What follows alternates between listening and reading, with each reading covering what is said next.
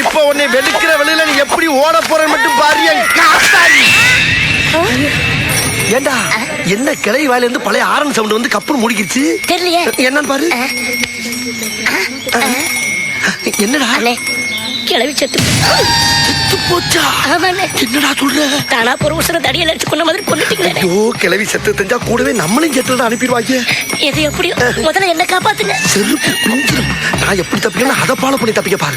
எப்படி தப்பிக்க போறேன்னு எனக்கே தெரியல. நான் என்ன பண்ணுவேன்? யாய் காத்தாயி போயிரு போயிரு. அதான் போயிடுச்சு. டேய் சும்மாடா தப்பிக்கிறதுக்கு புது ரூட்ட போறா பேசாமடா. ஏய் இப்ப நீ போகல வா வா வா வா அப்படி. ஏய் என்ன நிக்கிற வெளிய வந்தாச்சல ஏன் நிக்கிற போ. என்ன பல்ல காட்டிட்டு இழிக்கிற? அடி பாவி காத்தாயி கிளவிய கொன்னுட்டயா? கிளவி செத்து போச்சா? எங்க ஊர் கிளவிய கொன்னதுக்கு உன்னை கட்டி வச்சு அடிக்கல. நான் சொல்லி முட்டாயா. மொத்தத்துல கிளவிய கொண்டுட்டாங்களையா? அட கிளவி விடியா, அது இன்னைக்கு நாளைக்கு போற கேட்டதா?